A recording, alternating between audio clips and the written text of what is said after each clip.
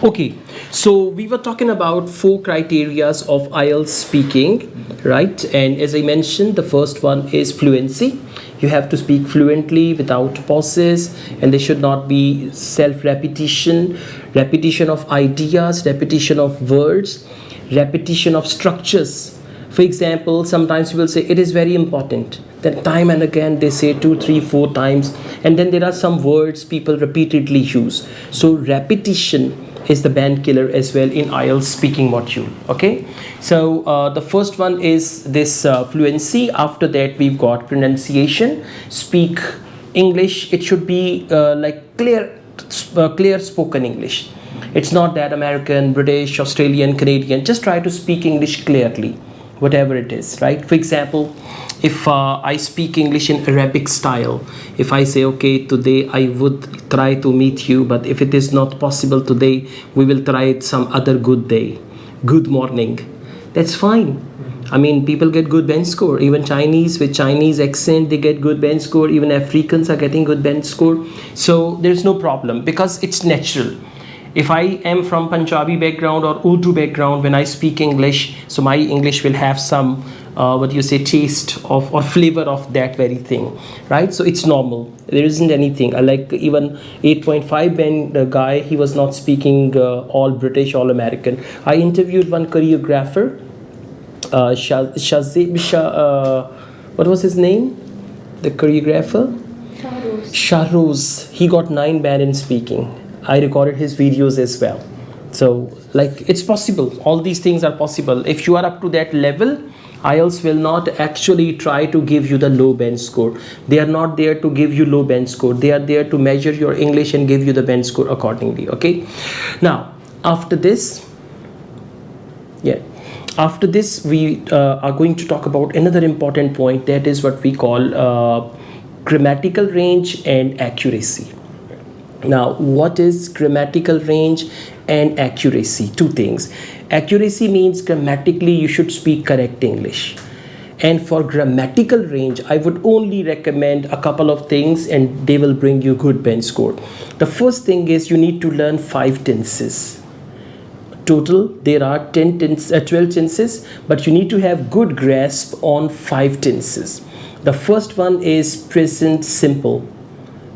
In Pakistani books they call it present indefinite, first form of the verb and all, do not, does not and all that. So the first tense is present simple. Second tense is past simple, did not or did or second form of the verb. And the third tense is future simple. These 3 tenses are very, very important for IELTS speaking, the first thing. And the fourth one is present perfect. And the last one is present perfect continuous. Present perfect and present perfect continuous.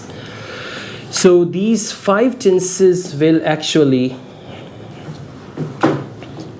make all of it, right, in speaking. Now, how to identify? The first thing is, if we are discussing grammatical range and accuracy.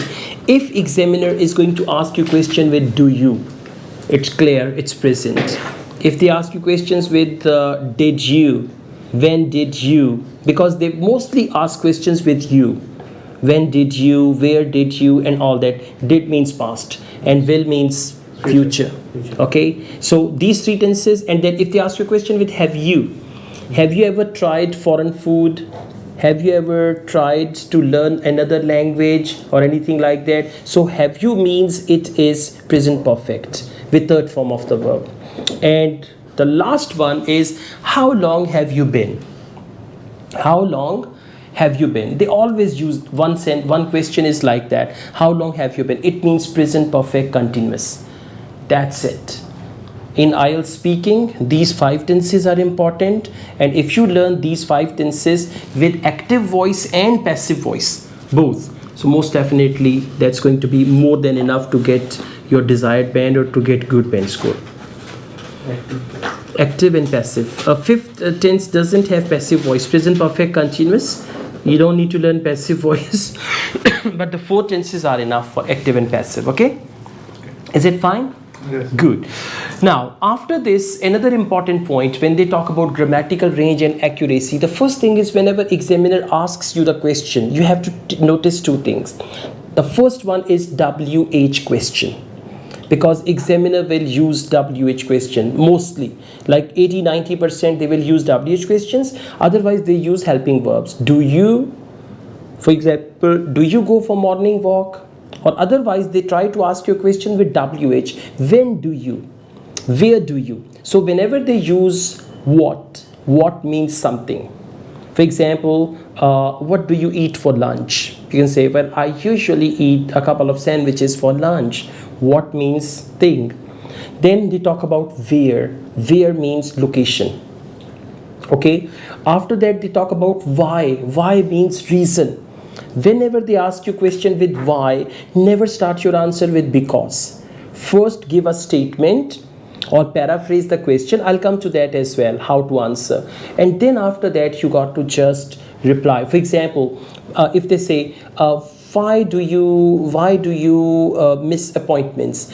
Well, I hardly miss any appointment, and there are certain reasons for that. First of all, we call it signposting. Yeah. So the students who got 8.5 to 9 band, they were very good at signposting. First of all, secondly, finally, and all that. Okay. So if they ask you anything like what, where, why, it's that. Who means a human being. Who means a person? Who is your favorite teacher? Who is your best friend? Who was your best friend when you were at college? Right? So after that, we can have when, why, where, who, and what. Right? When, why, when. Now, when is any time. It can be future, it can be present, it can be past. So for example, when will you go on holidays? When will you attend your Ielts exam? So when means any time in the future, any time in the past, and all that. Is that okay so far? So two things you need to remember whenever examiner asks you any question. Number one, tense, and you will pick it from helping verb. And number two, WH question. That WH question will actually help you give an answer which is appropriate. Okay, so fourth criteria in Ielts speaking is what we call vocabulary. In their language, they call it lexical resource. Okay. Now, one thing more. This lecture thing is going to be over very soon, and then I'll be talking to you one by one. Right? So, fourth criteria is what we call lexical resource, and that means vocabulary. Very, very simple. When they ask you a question, in the question there is one or there are two words. For example, if I say, how often do you go to the cinema? Go cinema. How often? These are extra words, but mainly it's the verb and it's the noun. And sometimes there is an adjective. So verb, noun, and adjective. So when you answer, try to use the synonyms of these words. Examiners really like the synonyms of these words. For example, question is, what do you do in your free time? Well, I don't have free time. Whenever I have free time, I try to go outside in my free time. Free time is very important. If I get more free time, then I go out for a day, and this is how I enjoy my free time. How many times I use the word free time? Several times. Now, when I answer like this, examiner will say, all right, limited vocabulary, repeating the same words, 5 band. Because they have description. So the way I speak, they match my speaking with the descriptions they have. And then on those descriptions, they give the band score. Okay, so if I say, for example, what do you do in your free time? Well, I usually find it difficult to find leisure time, but whenever I have got some spare time, I prefer going out, especially on the weekend. Now, weekend, spare time, leisure time, and this and that, you will get good band score. Got it? So this is all about vocabulary. Nouns, verbs, adjectives. In your answer, but whenever they ask you a question, try to use, otherwise if you don't find any word, then try to use the same words, no problem. But otherwise try to use different words, and in your each answer for speaking, you must demonstrate at least 4 or 5 good words. How often do you drink coffee? Well, it depends, but usually I sip at least a couple of cups of coffee, and for that I go to my favorite coffee shop, that is Starbucks here in Dubai. Mostly I go alone, sometimes with my friend, and I would say, to answer your question, I would say I drink only 1 to 2 cups of coffee every day. Sip coffee, drink coffee, this and that. So you need to expand your answer. Okay, if you're talking about the same, some students, they move around in circles. How often do you drink coffee? I drink coffee every day. Coffee is good. Coffee, essay on coffee. Like, you know, in our Pakistani books, my best friend, or this and that. So it should not be an essay. The answer should have a variety in it. So vocabulary, one of my students, he appeared in IELTS test and he got 6.5 band in writing. He was very excited. Sir, without preparation, I only watched some of your videos and I got 6.5, but my requirement is 7 or above. Now I will do preparation. Now I will take IELTS seriously and I will appear in exam after preparation. After preparation, he got 5.5 in writing. Before preparation, 6.5. After preparation, 5.5. And he was so angry. He said, I will burn their office.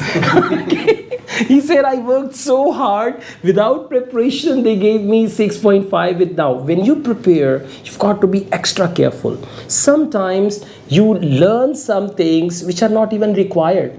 Now, some students, they learn those high-fi vocabulary and then they try to stuff their answer with those words and they get low band score. So you're not supposed to stuff your answer with such type of words. All you need to do, be natural, the way you speak English, okay, that'll bring you good band score. But if you use any, magic techniques, those magic techniques will vanish your band score as well. This is very important. So are you all clear about vocabulary? Yes. Good job. Thank you.